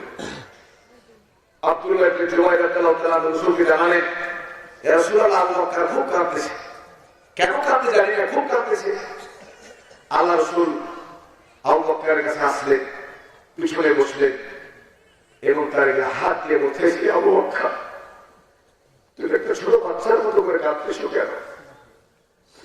বলবে, ইয়া রাসূলুল্লাহ, আপনি কোন একটা দিন সাহাবীদের সামনে কথা বর্ণনা করেছিলেন, কোন ব্যক্তি যদি তোমাদের রসুলের দিকে যদি কেউ না জানো রাহমাতি, তোমাদের নবীর দিকে কেউ যদি রহমতের নজরে তাকায়, আল্লাহ চোখের সমস্ত গুনাহ তার মাফ করে দিবে। কেউ যদি মুসাফা করে তাহলে তার সমস্ত গুনাহ সরে পড়ে যাবে। কেউ যদি গোলাগুলি করে তার দেহের সমস্ত গুনাহ আল্লাহ মাফ করে দিবেন। কিন্তু আপনি বলছেন, আপনি বর্ণনা করতেছেন যে আমার পরে কোন নবী রাসূল আসবে না, তাহলে পরবর্তী প্রজন্ম তারা কি করবে, কেমনে গুনাহ মাফ হবে? রাসূল কিছুক্ষণ পরে বললেন, আবু বকর, নবীর দরজা বন্ধ হবে ঠিকই, আল উলামা ওয়ারাসাতুল আম্বিয়া, কিন্তু আল্লাহ পৃথিবীতে যদি থাকবে কিছু হক্কানি আলেম থাকবে। কিছু হক্কানি আলেম কেমনে বুঝবেন? তারা যে হক্কানি আলেমরা কেমনে বুঝবেন? রাসূল বলছেন, যার চেহারা দিয়ে তাকালে পরকালের কথা মনে পড়ে, যার চেহারা দিয়ে তাকালে কবরের কথা মনে পড়ে, যার চেহারা দিয়ে তাকালে আল্লাহর কথা মনে পড়ে, রাসূলের কথা মনে পড়ে। এরকম হক্কানি মানুষের চেহারা আছে না নাই? আল্লাহর ওলি আছে না নাই? আল্লাহ নবী বললেন, এরকম হক্কানি কোন আলেমের দিকে যদি একবার তাকায় দেখো, সে যেন আমি রাসূলের দিকে তাকায় দেখলো, যেন বলুন সুবহানাল্লাহ। আর একটু জোরে বলেন না সুবহানাল্লাহ। নবীজি শুধু এতটুকুই বলেন নাই, আল্লাহ দুনিয়াও বলছেন, কোন হক্কানি আলেম কোন গ্রাম দিয়ে যদি চলে যায় আর কোন স্থান যদি সামনে ডানে বামে পড়ে যায়, আল্লাহ নবী বলছেন একজন হক্কানি আলেমের কদরের কারণে আল্লাহ পাক কমপক্ষে একজন আলেমের সম্মানার্থে একদিন না 2 দিন না 40 দিনের কবরে আযাব আল্লাহ স্থগিত করে দেয়। আর ওই আলেম যদি একটু নেক নজরে তাকায়, কোন একজন আলেম হক্কানি আলেম যদি নেক নজরে তাকায়, একটু দোয়া করে দেয়, তাহলে 40 দিন না 40 মাস না 40 বছর না, কিয়ামত পর্যন্ত আল্লাহ রাব্বুল আলামিন ওই কবরে আযাব মাফ করে দেয়। আপনারা বলেন যে কোন পুলিশ দাঁড়াইলে, কোন পুলিশ গ্রামে গেলে কবরে আযাব মাফ হবে? জোরে বলেন, আরো জোরে বলেন।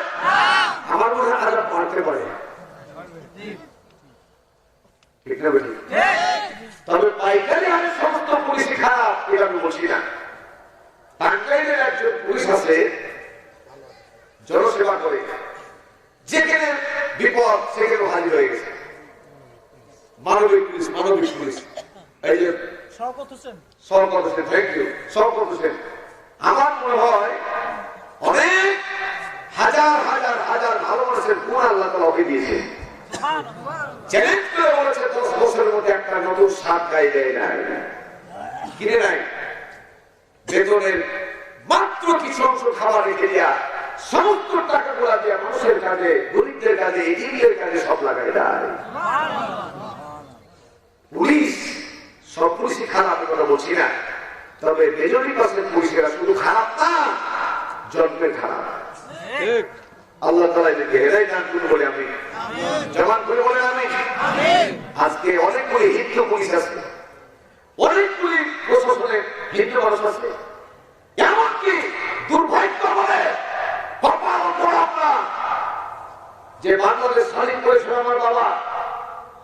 আমার বাড়ির 6 জন বীর মুক্তিযোদ্ধা আছে, আমি দোয়া করেছি তাদের জন্য।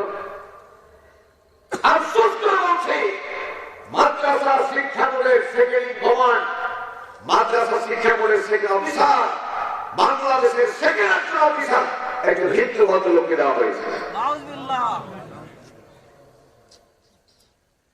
এমনকি বাংলাদেশের 6টা মাদ্রাসা সুপারিনটেন্ডেন্ট হলো হিন্দু।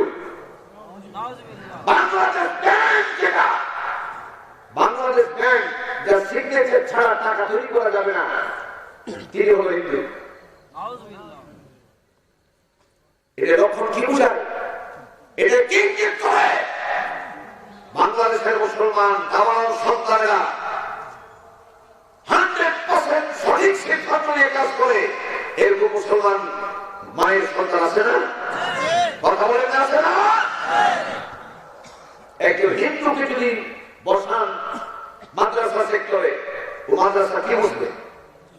জীবনে কখনো কোনদিন কোরআনের পক্ষে, ইসলামের পক্ষে সে কথা বলবে না, ঠিক না বেটি? তাকে তাহলে বিতর্কিত জায়গাটার কথা দরকার কি? এর কাজই হচ্ছে একজন হিন্দুকে বসিয়া ইসলামকে ছোট করে দেখা, ছোট করে দেখা যাবে, ঠিক না বেটি? আর একটু চিৎকার করে, ঠিক না বেটি?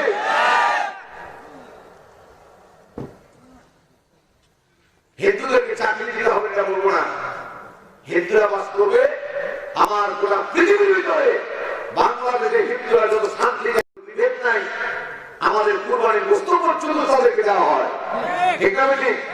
যে কোন ধর্মকে এক করে আমরা কাজ করতে পারি, এই সহমর্মিতা, এই ভালোবাসা আমাদের মধ্যে আছে। কিন্তু বিভেদ সৃষ্টি করতে চাই তারা, এটা আমরা দেখতে চাই। অত্যন্ত দুঃখজনক সত্য যে এই বাংলাদেশে আমার জন্ম, যে বাংলাদেশের বড় বড় দায়িত্বশীল বর্তমান বাংলাদেশের প্রায় 6-17 বেশি টিওলগ হিন্দু আছে। এটা কেন বলছি জানেন? অফিসাররা হিন্দু, আর বাংলাদেশে 92% মুসলমান। কোরআনের তাফসীর করতে পারবে কিনা একজন হিন্দুর কাছে গিয়ে ভিক্ষুকের মতো দাঁড়িয়ে থাকতে হবে। দয়া করে কেউ পারমিশন দেয়, আর না হলে ভিক্ষা ফিরিয়ে দেয়, ঠিক আছে? বাংলাদেশে যেন স্বাধীন করি নাই, বাংলাদেশে যেন স্বাধীন হয় নাই, এই বাংলাদেশ পৃথিবীর ইতিহাসে বাংলাদেশ হলো সেই দেশ যেখানে ওপেন কোরআন বলা হয়, এবং গোটা পৃথিবীতে এত মসজিদ আর কোথাও নাই। গোটা বাংলাদেশে যা কোরআনের হাফেজ আছে, গোটা পৃথিবীতে রাষ্ট্রীয় হবে পৃথিবীর কোন রাষ্ট্রে এত কোরআনের হাফেজ নাই। আল্লাহু আকবার, আলহামদুলিল্লাহ। আমরা ভালো থাকতে চাই, ভালো দেখতে চাই, আমরা বিদ্বেষ চিন্তা করি না। আল্লাহ আমাদের সকলকে হেদায়েত দান করুন বলে আমি। আমার ভাইরা, রূপবান ফেরেশতার কথা বলে চলে যাবে। সেকেন্ড টাইম সাইদ এবং সোয়াইদ ফেরেশতা, যেটাকে অন্ধ এবং বধির ফেরেশতা বলা হয়, যার দায়িত্ব হলো রিমান্ডে নেওয়া। যারা বলেন কিসে নেওয়া? রিমান্ড বুঝেন কি বুঝেন না? রিমান্ড বুঝেন না? আমার ভাইরা, রিমান্ডে নেওয়া বাংলাদেশেও কিন্তু রিমান্ডে নেওয়া হয়, ঠিক হবে? ঠিক যারা বলেন ঠিক কিনা? যারা তোমরা রিমান্ডে নাও, এই ব্যাপারে আমার কোন মন্তব্য নাই। কিন্তু কখনো কোন অবস্থাতে একজন নিষ্পাপ ছেলেকে, নির্দোষ লোককে দলীয় স্বার্থে তুমি তাকে তছনছ করে তার শরীর ভেঙে তছনছ করবা না।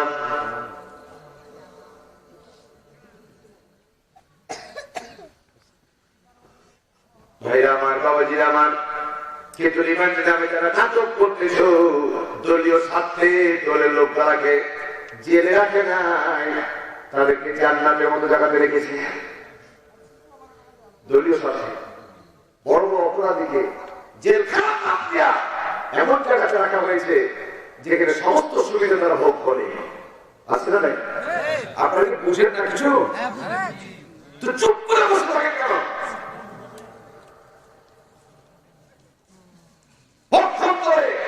অনেক দলীয় বিরোধী দলীয় লোকগুলাকে তারাকে সাহিস্তা করে যদি দোষী না হয়, তারপর রিমান্ডে দিয়ে তাদেরকে দোষী সাব্যস্ত করা হবে।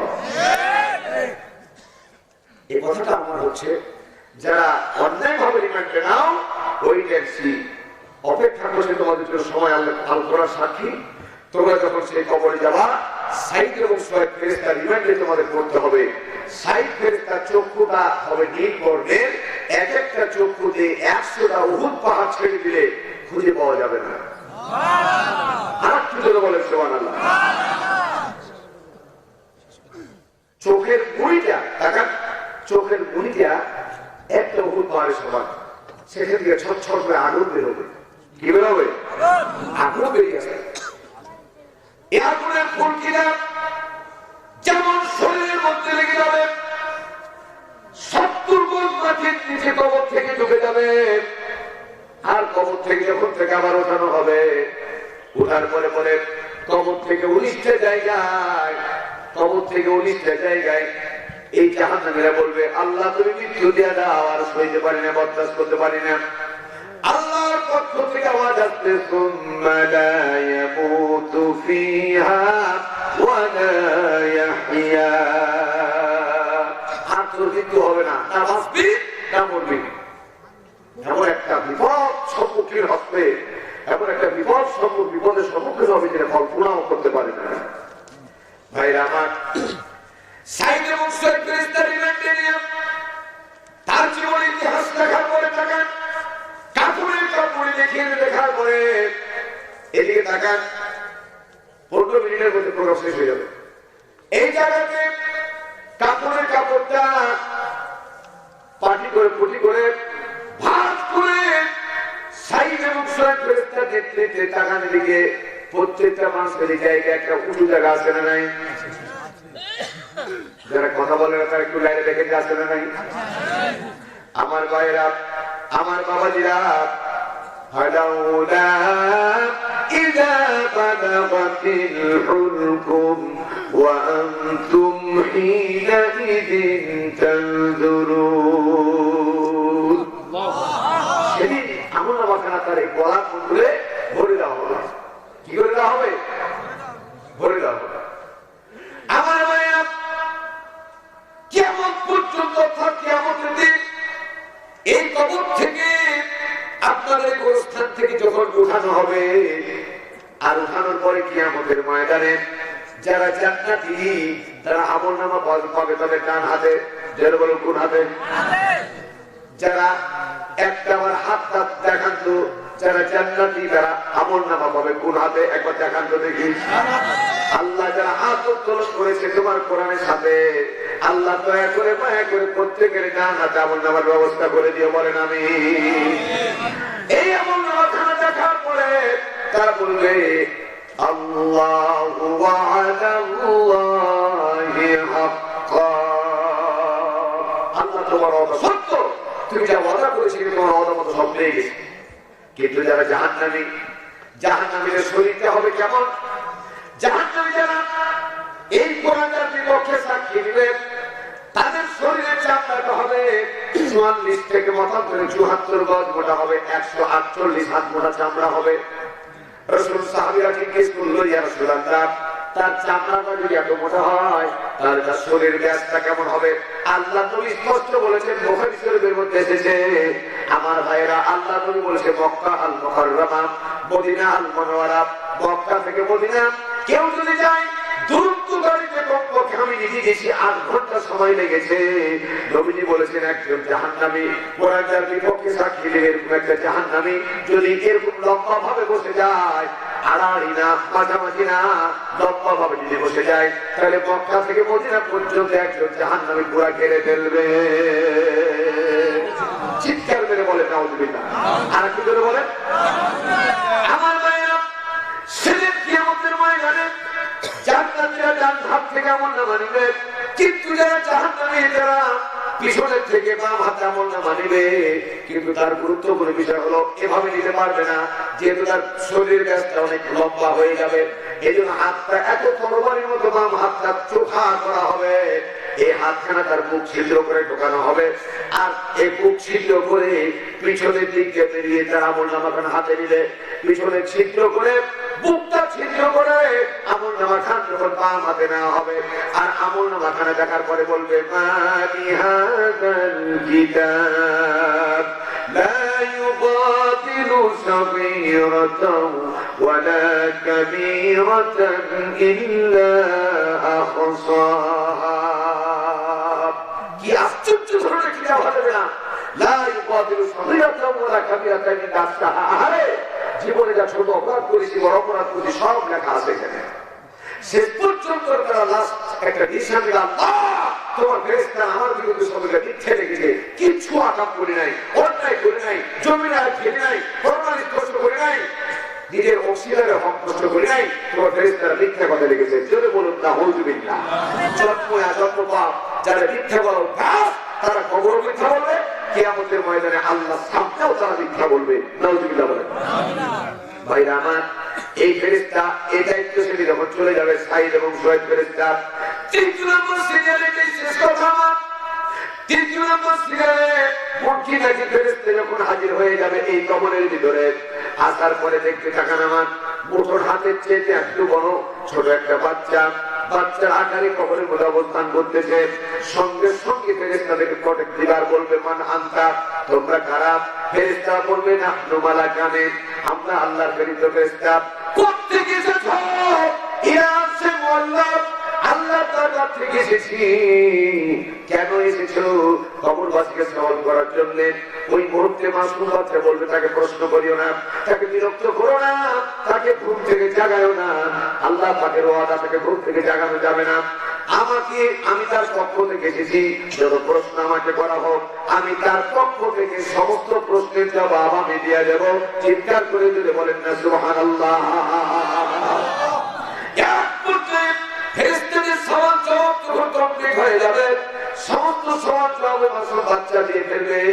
এক পর্যায়ে আল্লাহ তার হাতিয়ারকে দেখার জন্য কিছুক্ষণের জন্য অল্প আসে বাদাল মাউত, ওই মায়াকে যখন চিন্তা করবেন এবং বাচ্চা সামনাসামনি করা হবে, কবরটা মাসরিক থেকে মাগরিব পর্যন্ত, সীমান্ত থেকে চুরুক পর্যন্ত প্রশস্ত করা হবে।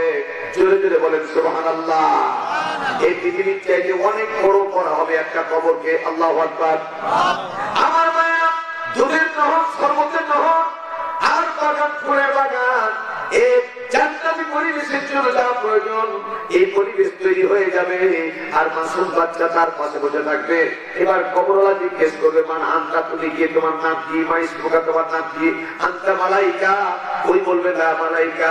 আনতা ইনসান, লা ইনসান। আনতা নূর, বারবার বলে না আমি কোন আলো না, নূর না, মানুষ না। তখন কবরবাসী সিরিয়াসলি ধরলে, তাহলে তোমার পরিচয় দাও, কে তুমি? তোমার পরিচয় দেওয়া লাগবে, পরিচয় না দিয়ে যাওয়া যাবে না। এবার মাসুম বাচ্চা জবান করে বলবে, আমি কোন ফেরেশতা না।